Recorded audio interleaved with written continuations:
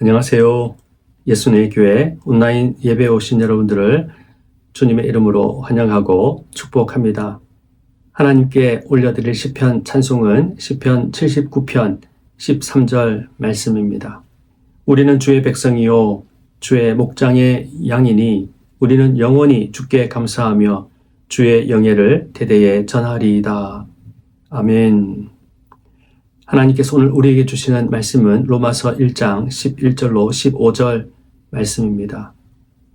내가 너희 보기를 간절히 원하는 것은 어떤 신령한 은사를 너희에게 나누어 주어 너희를 견고하게 하려 함이니 이는 곧 내가 너희 가운데서 너희와 나의 믿음으로 말미암아 피차 안위함을 얻으려 함이라.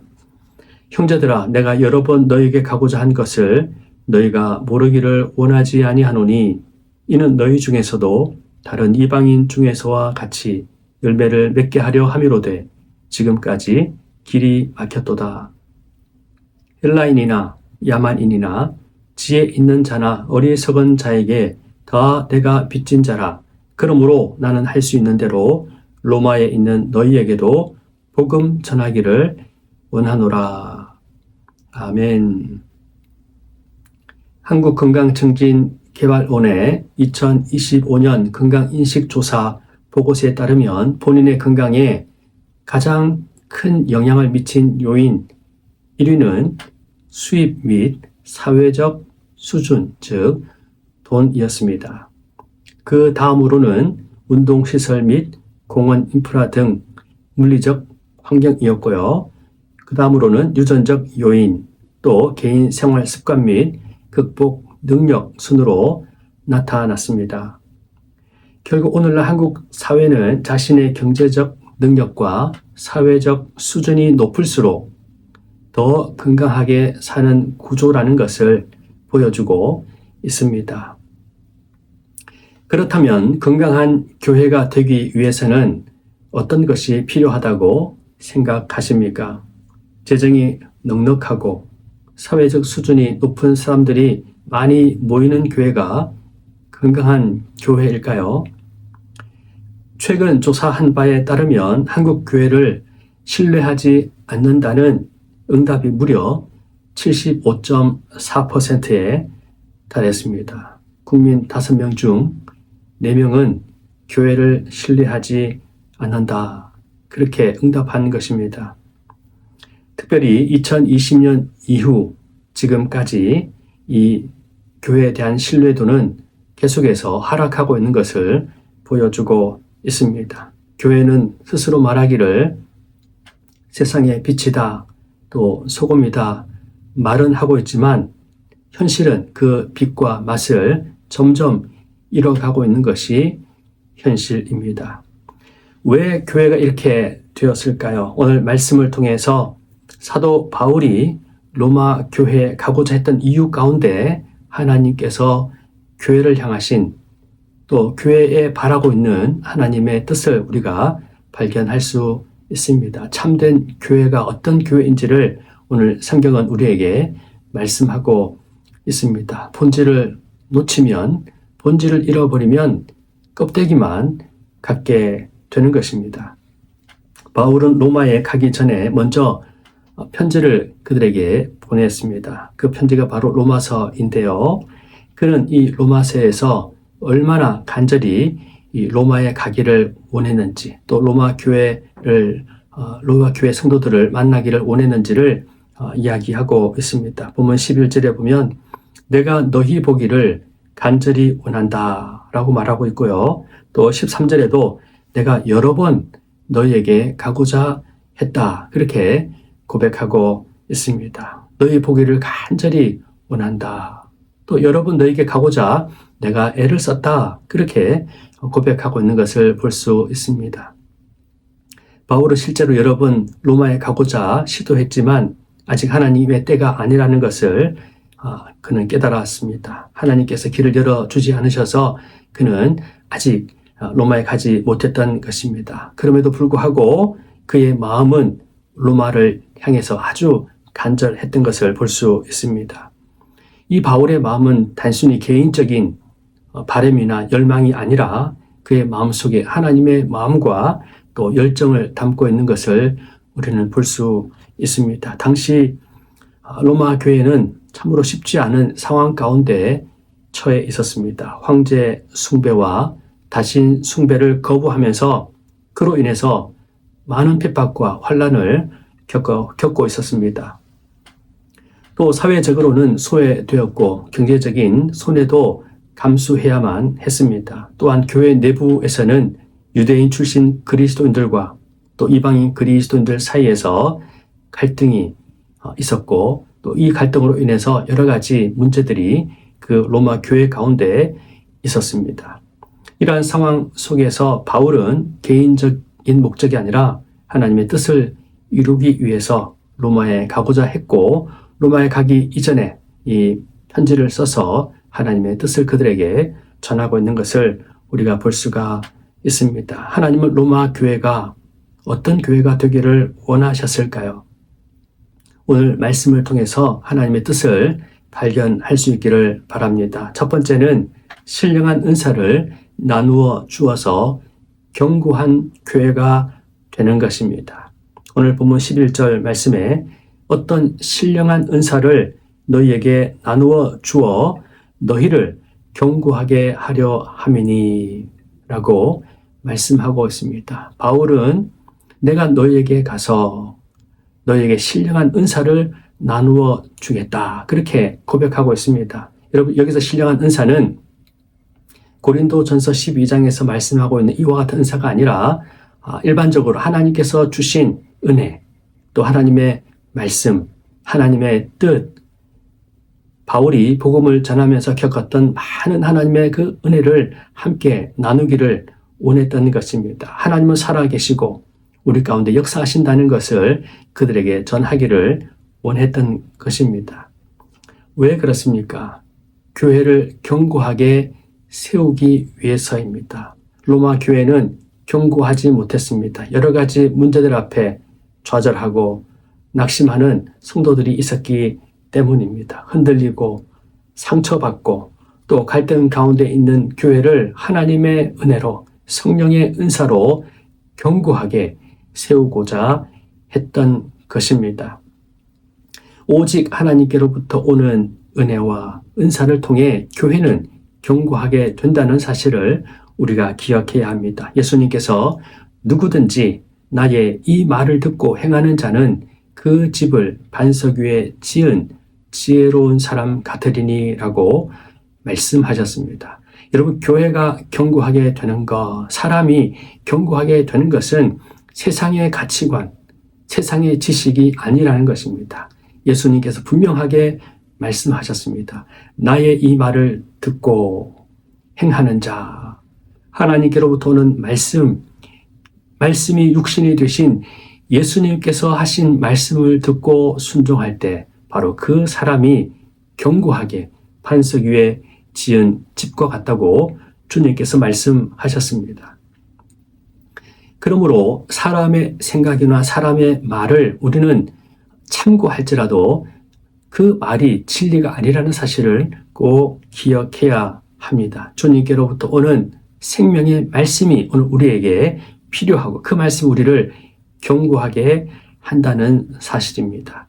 성령께서 역사하신 것, 하나님께서 말씀하신 것, 하나님의 진리를 나눌 때 바로 그 교회가, 그 영혼이 견고하게 세워지게 되고 교회가 살아나게 되고 빛과 소금의 역할을 감당하게 되는 것입니다. 두 번째는 믿음으로 서로 위로와 격려를 얻는 교회가 되기를 하나님께서 기뻐하신다는 것입니다. 12절 말씀입니다. 너희와 나의 믿음으로 말미암아 피차 안위함을 얻으려 함이라. 지금 바울이 로마 교회를 향해서 말씀하고 있는 내용이 무엇입니까? 바로 믿음입니다. 너희의 믿음 그리고 나의 믿음. 이 믿음이라는 것은 여러분 내 생각이나 내 삶 또 내 지혜를 나누는 것이 아닙니다. 믿음에 있어서 가장 중요한 것은 믿음의 대상입니다. 우리의 믿음의 대상이 누구입니까? 바로 예수 그리스도이십니다.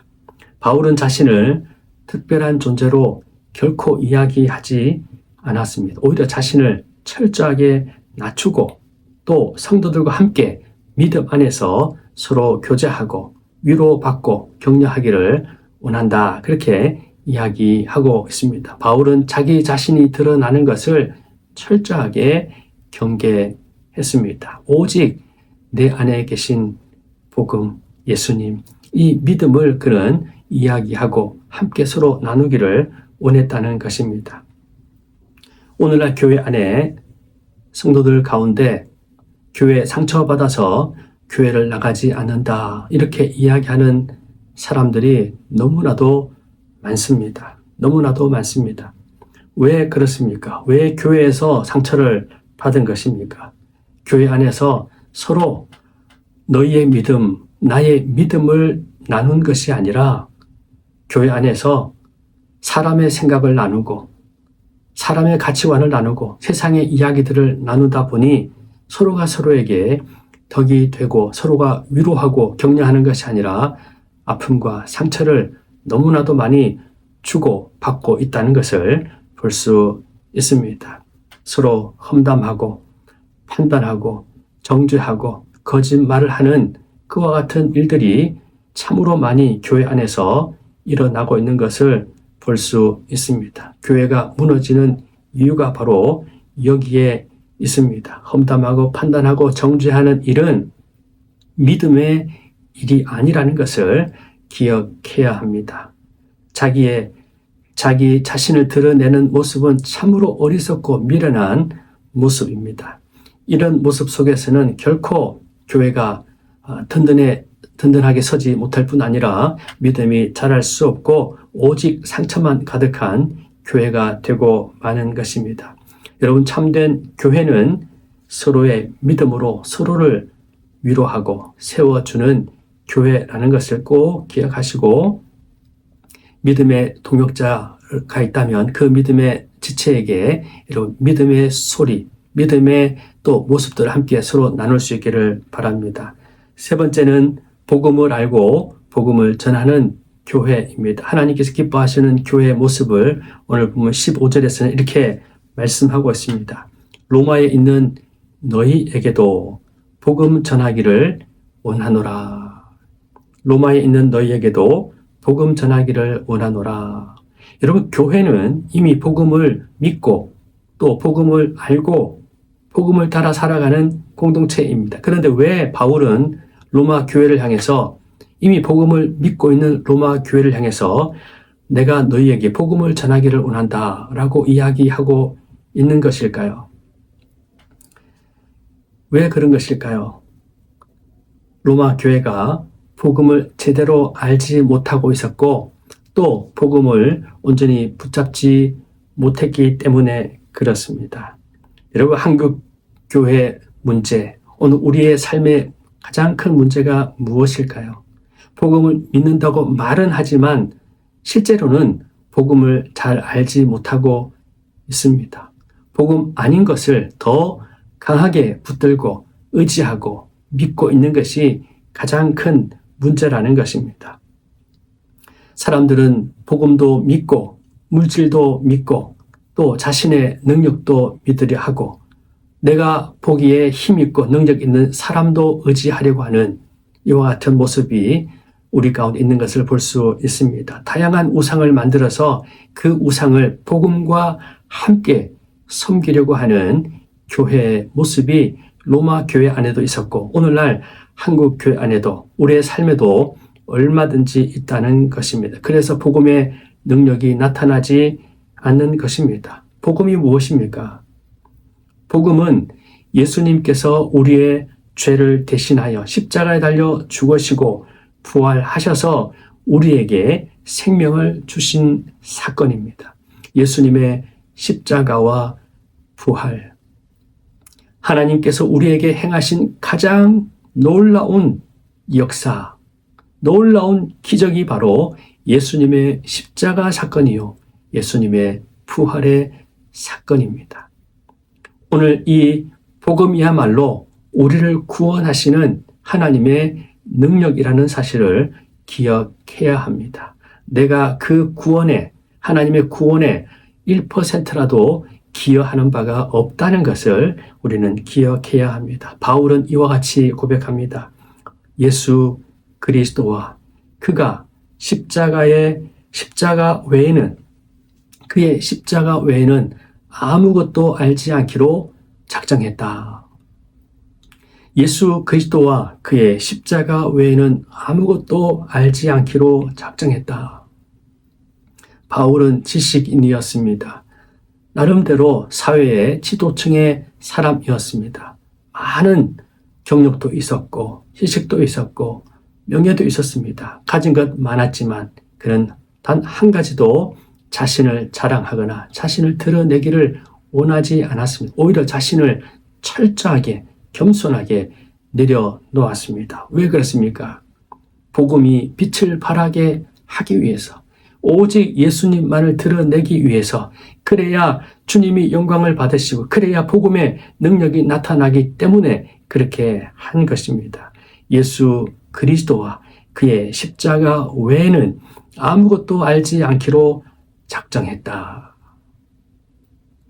이것이 교회가 가져야 될 복음에 대한 태도입니다. 복음에 대한 인식입니다. 여러분, 교회는 예수 그리스도면 충분합니다. 그 어떤 행사나 그 어떤 프로그램을 통해서 우리가 신앙이 자라가게 되고 변화되는 것이 결코 아닙니다. 복음을 모르니까 필요 없는 수많은 일들을 행하고 있는 것을 우리가 볼 수 있습니다. 예수 그리스도와 그의 십자가 외에는 아무것도 알지 않기로 작정했다. 오늘날 교회 안에는 버려야 할 전통이 참으로 많습니다. 없어져야 할 관습들이 많습니다. 하지 않아도 되는 행사도 많고 모임도 참으로 많습니다. 특별히 사람들의 생각과 사람들의 말들, 사람들의 목소리를 낮춰야 되고 하지 말아야 합니다. 이와 같은 것들이 사라지게 될 때 비로소 복음이 온전히 드러나게 되는 것입니다. 여러분, 사람의 종이 되지 마십시오. 전통의 종이 되지 마십시오. 예수 그리스도의 종이 되십시오. 오직 예수 그리스도 안에서, 복음 안에서 우리가 살아가야 합니다. 복음을 믿고 복음에 순종하는 자, 바로 그것이 진정한 교회라는 것입니다. 사도 바울은 로마 교회를 향해서 내가 너희에게 복음 전하기를 원한다, 그렇게 선포하고 있습니다. 어떻게 보면 여러분, 전도의 대상자는 밖에만 있는 것이 아니라 교회 안에도 참으로 많이 있다는 것을 우리가 볼 수 있습니다. 복음을 알지 못하는 모든 사람들이 전도의 대상입니다. 심지어 목회자들 중에도 복음을 알지 못하기 때문에 말씀을 전하는 것이 아니라 자신의 생각이나 자신을 드러내기 위해서 설교하는 일들이 참으로 많이 일어나고 있습니다. 그 교회 성도들을 다 영적으로 메마르게 만드는, 참으로 영적으로 그 영혼을 죽이는 그와 같은 일들이 벌어지고 있는 것입니다. 여러분, 말씀의 핵심이 무엇입니까? 성경이 무엇을 말씀하고 있습니까? 성경은 믿음을 이야기하고 있고 믿음의 대상이신 예수 그리스도를 말씀하고 있습니다. 사람에게 필요한 것은 그 어떤 물질이나 건강이나 세상의 성공이나 출세가 아니라 바로 예수 그리스도가 필요하다는 것을, 예수 그리스도 앞에 모든 이들이 무릎을 꿇고 경배하고 오직 주님만을 드러내고 예수님의 이름으로 하나님 앞에 나아갈 수 있다는 것, 구원받을 수 있다는 것을 성경은 우리에게 말씀하고 있습니다. 예수님을 나의 구세주로 믿고 사도 바울의 고백처럼 예수 그리스도와 예수 그리스도의 십자가 외에는 내가 그 어떤 것도 알지 않기로 결단했다, 작정했다.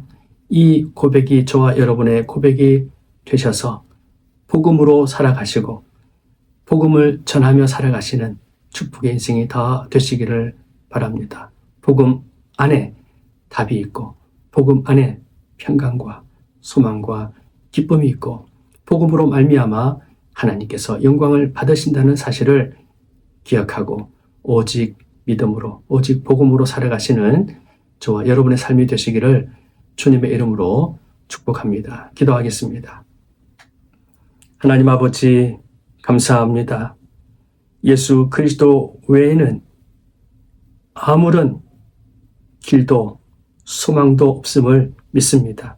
하나님 아버지, 주님 이외에, 예수 그리스도 이외에 우리가 의지하고 바라보고 또 생각하고 우리의 마음을 움직이는 것이 있다면 철저하게 회개하고 내려놓고 우리의 구원자이신 예수 그리스도만을 믿고 의지하기로 작정하고 결단하고 나아갈 수 있도록 인도하여 주옵소서. 하나님 아버지, 교회가 교회 되게 하여 주셔서 오직 하나님께로부터 오는 은혜로 말미암아 오직 주님의 말씀으로 인하여서 우리가 견고하게 되고 위로를 얻고 바로 세워지게 된다는 것을 깨달아 알 수 있도록 도와주옵소서. 하나님 아버지, 사사로운 인간의 생각이나 인간의 지혜를 말하지 않도록 도와주시고 날마다 우리 안에 말씀하시는 주의 말씀을 쫓아서 순종함으로 우리가 복음을 자랑하고 복음을 증거할 때 참으로 생명이 살아나는 역사를 볼 수 있도록 인도하여 주옵소서. 하나님 아버지, 우리 나라와 민족을 주여 다스려 주시옵소서. 우리 가정을 다스려 주옵소서. 세계 열방을 하나님께서 통치하여 주셔서 주님의 뜻이 이루어지게 도와주시고 하나님의 선하신 역사가 이루어지게 하여 주옵소서. 하나님 아버지, 세상 가운데서 방황하며 유리하며 또 고통 가운데 있는 영혼들을 꼭 붙잡아 주셔서 진리 안에서 예수 그리스도를 믿음으로 누구든지 다 살아날 수 있음을 깨달아 알 수 있는 은혜가 있게 하여 주옵소서. 이제는 우리 구주 예수 그리스도의 크신 은혜와 하나님 아버지의 무한하신 그 크신 사랑과 성령의 교통하시며 역사하시며 충만하심이 예수님의 교회 모든 구독자들과 함께 예배하는 모든 주의 백성들 위에 이제로부터 영원토록 함께 하옵시기를 간절히 축원하옵나이다. 아멘.